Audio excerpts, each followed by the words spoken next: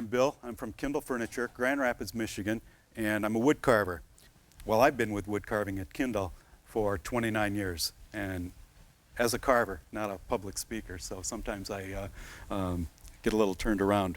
But I would like to thank you for the invitation tonight to come down here and show you some of this, because it's a real treat for me to talk about carving and to tell you about Kindel Furniture, how Kindel still survives as a producer of high-end residential furniture. The key to the theme of this is hands, and that's what Kindel Furniture is all about. All related skills, many different skills, combined together to make a one high-end product, and it's made right here in Grand Rapids. Orlando mentioned that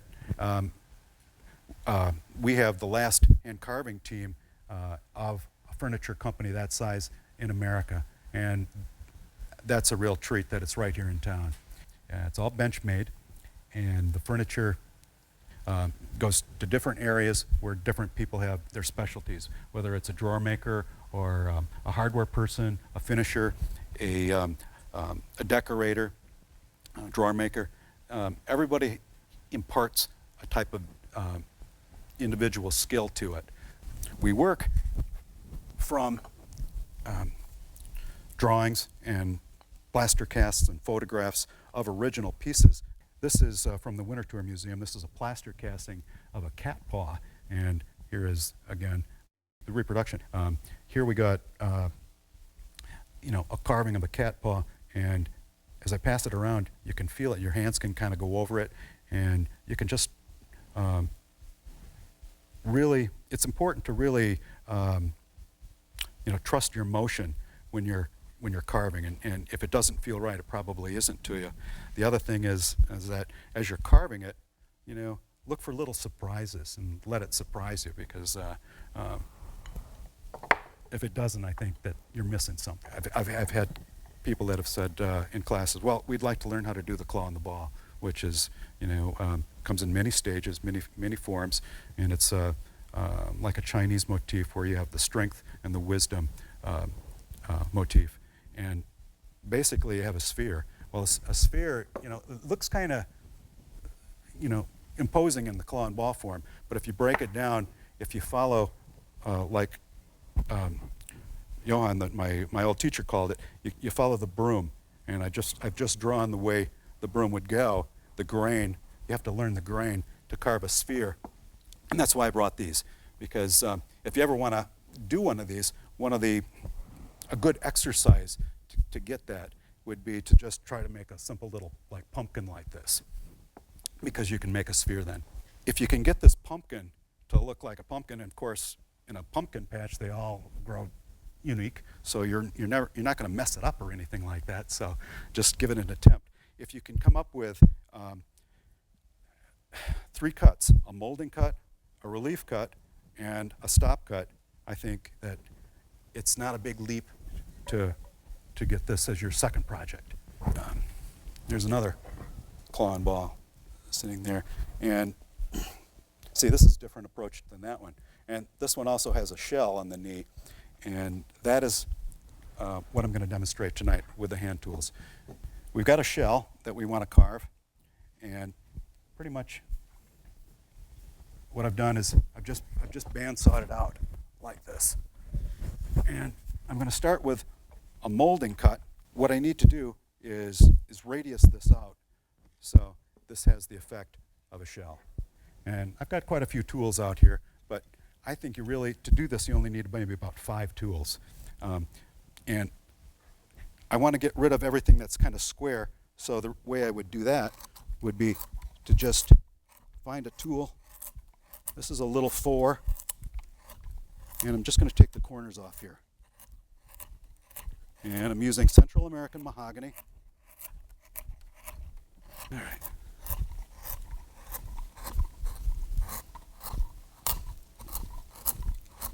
See, and I'm following the broom. I'm carving on the downhill angle, and it's all cut, it's all burnished, it's all nice and smooth. There's no rough angles on it, rough edges. See if I'm getting like a constant contour. Right in the center of the shell, it's going to have a change where it's going to kind of curve over this way, and it's going to be a mirror image. This is basically a molding tool cut, and I'm trying to get rid of that corner, that hard edge. And it really, there's not a particular choice that you should use. Like a straight chisel is called a number 1 chisel, and we're talking the sweep right across the end is straight. And as the number goes up, 3, this is a 4, so does the radius on the sweep. It starts to go up. And I like to start with something to do my molding cut, whether I'm roughing out cabriole leg or a shell like this, with something that's not going to have a lot of drag to it. So I would think my favorites lie in 4, 5 to 6. When I'm carving it too, I kind of twist it a little bit. Let it go like that. I can cut it, just kind of round it over like that.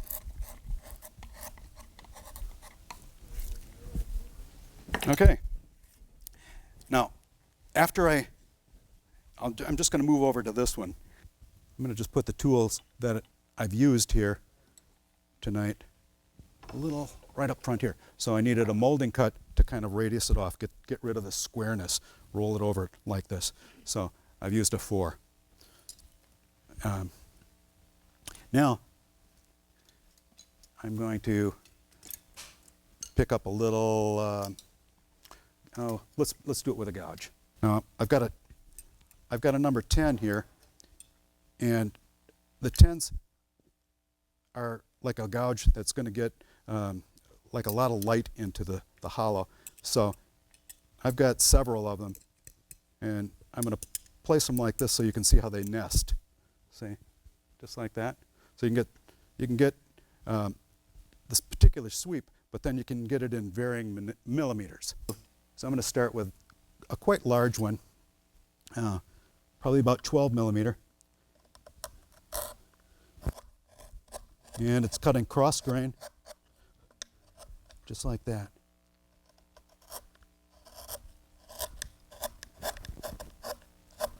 Okay, cross grain. And now I'm moving to go long grain. Let's just go back over here now too. Again, to the other side. I'm going to do it with my left hand here. I'm going cross grain, and then it changes over here to go long grain. If you try mahogany, try to get the Central American mahogany. I have not had any luck at all with the African mahogany. It's a little cheaper. It's sometimes called sapele, and this mahogany tends to pick up a lot of clay in the cell walls, where the sapele, the Central American, will bring up a lot of sand, and that is really really hard on the edges of the tools. Not only the carving tools, but your pneumatic burrs and also the sanders. So I wouldn't recommend it from experience. Now, going cross grain cutting and then going toward the long grain there, I'm just going to, it's probably hard to see, I just laid out something like this. Now, I call this the lobe and the ray, all right? This is the lobe and this is the ray. The idea when I do something that's ornamental like this is it's going to have a mirror image, but I want to develop it as a whole. I don't want to like work in one little area, and it's not like I'm like writing something down or so, where you're moving from left to right or so. You just want to do the whole thing at once. Is that kind of understood? That way, because I can always make corrections and keep moving things around a little bit to make it look like I planned it like that, you know? So, yeah. Okay. So, that was my just randomness of it. And now I want to get a little bit tighter. So the guys that have taken my classes before probably remember one thing that I would say, and that's go deeper.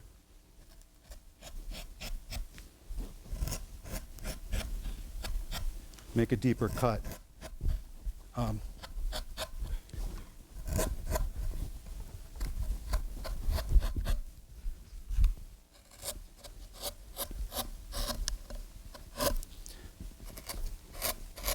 I thought maybe tonight I'd have to bring a light, but this is the best light that I've ever had at a carving demonstration, because it's just filling the whole thing. Question was, when I'm carving cross grain, am I going to have any problems with chipping? That's a good question. Okay, these are the lobes, and none of them are chipped out. And the reason for that is that I started it with a number 10 that was probably my biggest one. See how we mentioned how they nest? And the idea is to always keep the tip of the tool up out of the wood. And that way you're not going to serrate all the edges and stuff like that. And, you know, I parted it, and like in my workshop I have incandescent light and fluorescent, and I'll get it to this point, and then I'll cut the fluorescent light, because now I have the incandescent light, and that's the light that people have in their house. And you really want to see how light goes in and floods and comes back out and is reflective to it. If this was like something of a product, let's say, okay, I got here's a little Santa, for example, one of the classes that I do. You know, you want to have it strong enough to play with light that if it's in a shop somewhere, somebody comes in and it catches their attentions, and they walk over to it because you've got some strong shadows there.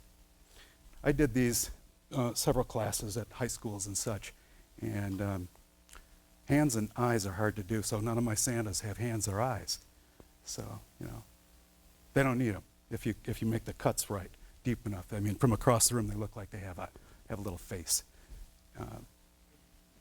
The little Santas, they always seemed like they were bumping over. Well, I just chopped off all their feet, so none of them have feet. You know, so they sit pretty good like that now. So I mean, it's just those little corrections. That none of them are anatomically correct. The other thing is that, you know, I wanted it to have, as a wood carving, some longevity, and so I give it to my kids when they were little to kind of stress test, and anything that they broke off, I'd eliminate. So the top of the lobes are not serrated because the tip was out of the wood and it went down and it cut it evenly. But now, as I look at it, you know, they're all uneven. So I've got to clean that up. So that's the next stage. Okay. Still with a molding cut. Now what I'll do is I'll just kind of visually, I'm going to draw it on to kind of communicate to you what I'm thinking. But I'm visually just going to center line these like that. So each lobe is centered. So now I've got two tools out there that we've used. So now we're going to use, let's go with I like that 4 family, so I'm going to go there. Go with all right, I'll go with this little 4 right here, medium. Again, see, they nest. They're all the 4 sweep, but they just gradually get smaller. We'll go with a middle of the road one. And back to the serrating question, you know, I kind of want to give this a wave effect like that. And I'm going to put the bottom of the sweep down in the hollow, and just to that center line, the top of the 4 is up and over the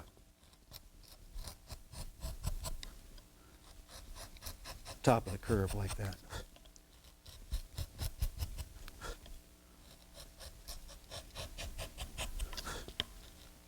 Okay. Now, one side's going to rip and one side's going to cut. You can get away with it cross grain, but then I've got to change direction when it goes long grain. And again, for time saving, I did all the long grain cuts first in that direction. Yeah.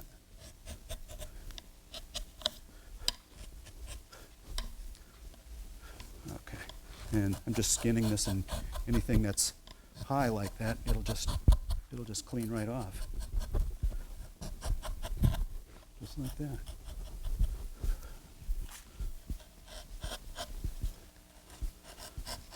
It's just up and out of the wood. See, these are all on the outside, so all that grain is going to go that particular direction. Now it's going to change on the other side of the lobe.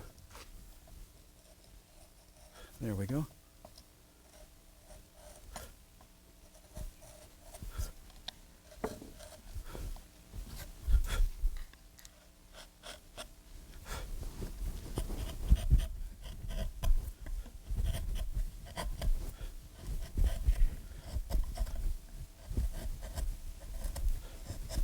All right, there, a little fork. I'm going to take this one back, and in a couple of spots it scratched it and dug in. But what this does is this lets me kind of move them around a little bit. Just move them around until I get a nice pattern of a shell happening there.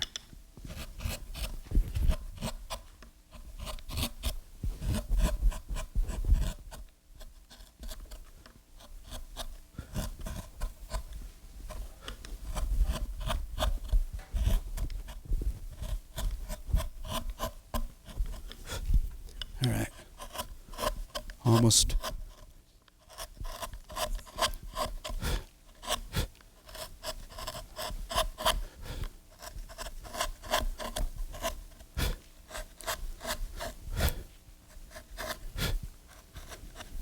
There.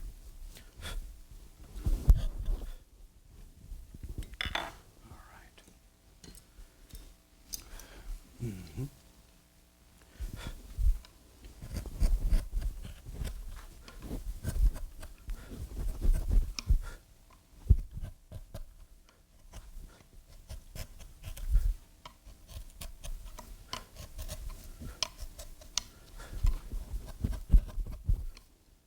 I'm just looking at the light, seeing how the light lays in it, and seeing if it's all even.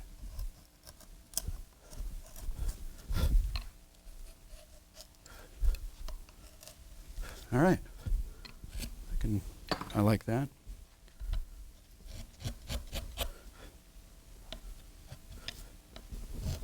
Just taking a couple little edges off here.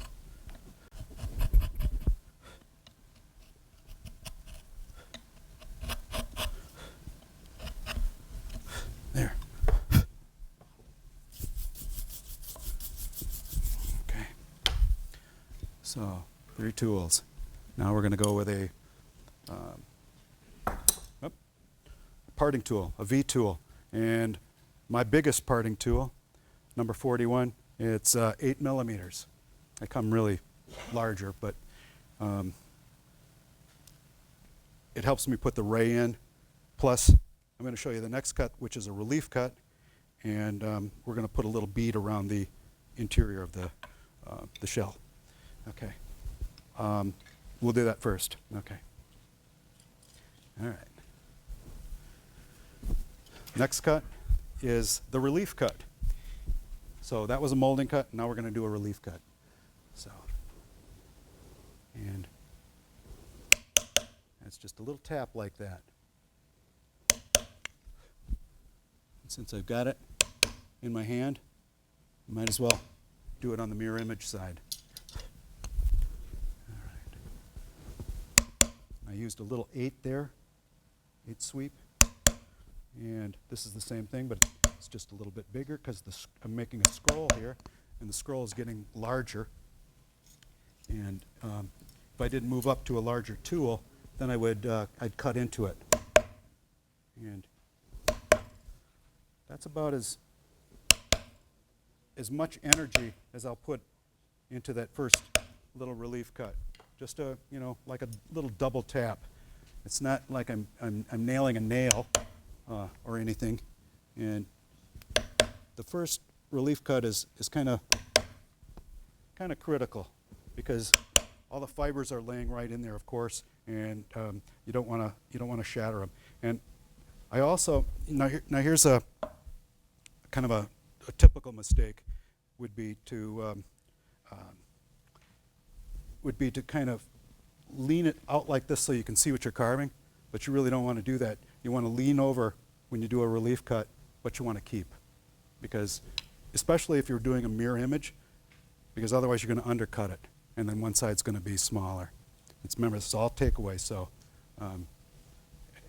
if you want to keep it and you're doing the relief cut, then you just lean over what you want to keep a little bit, kind of have that angle, because we can always come back, trim a wall a little bit to match it up.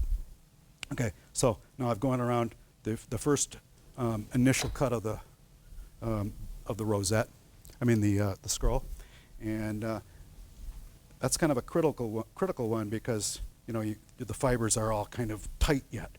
There's no relieving it from the back yet. So I'm going to do that next. And I don't know if you can see that on the film, but what I do is I start with the same chisel that I made the relief cut with, and I stick in a little corner of the sweep. Let's do it like this. Okay, I stick a corner of it in, not the whole thing, but just a corner of it. And then what I do is I spin it until the entire sweep is full of stock, and then I bring it down to the bottom of the relief cut, and then it'll fall right out, like maybe the size of a fingernail clipping or something. Not a real big piece of stock or anything, but nice and clean, and you don't have to sand it. That's the whole concept of here it is, spinning it. So see, you just put it in there like that and just spin it.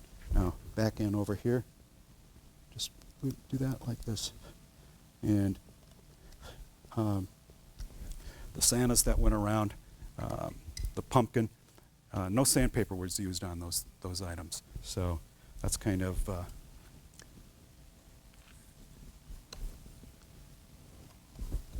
my trademark, because each one of these little cuts with a tool is your mind thinking and your brain firing, and you're making a hand movement, a hand cut. And when I use sandpaper, it's generally so that it helps the finishing, so it's all going to be the same color. And anything that I do that's not work related, I certainly don't sand. So.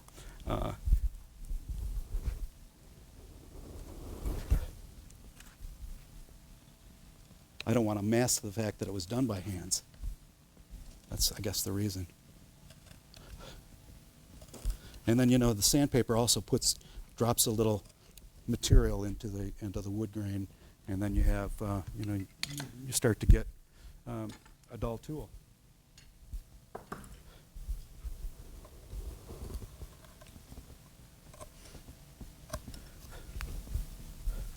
But you can go long grain, cross grain, just with that cut and spin like that. All right, and that's just the first initialness of it. I didn't have to really draw it out. I wanted you to see it because the chisels themselves do all the layout. If I use the same chisel, which I'll do now again, because I want to make it deeper, on both sides, the particular size of the sweep used on the other side will give me the mirror image.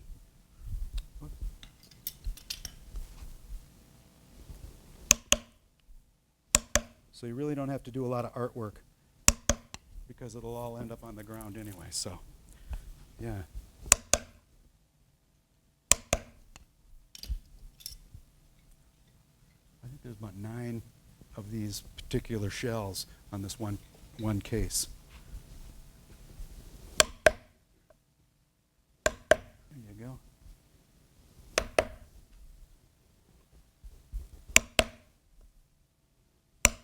Whoop.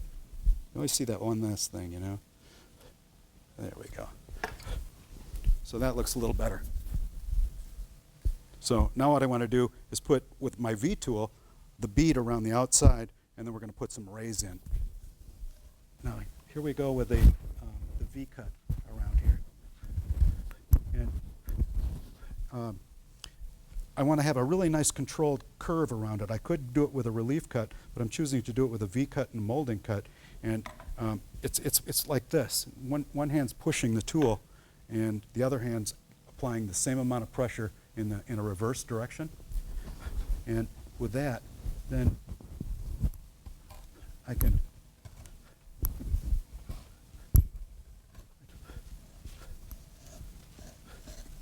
a nice frame around it. And this is my 3rd time. All right. Whoop. There we are. So now it's got a little frame around it. And this is kind of unnatural. So I want to switch that out a moment. So, all right.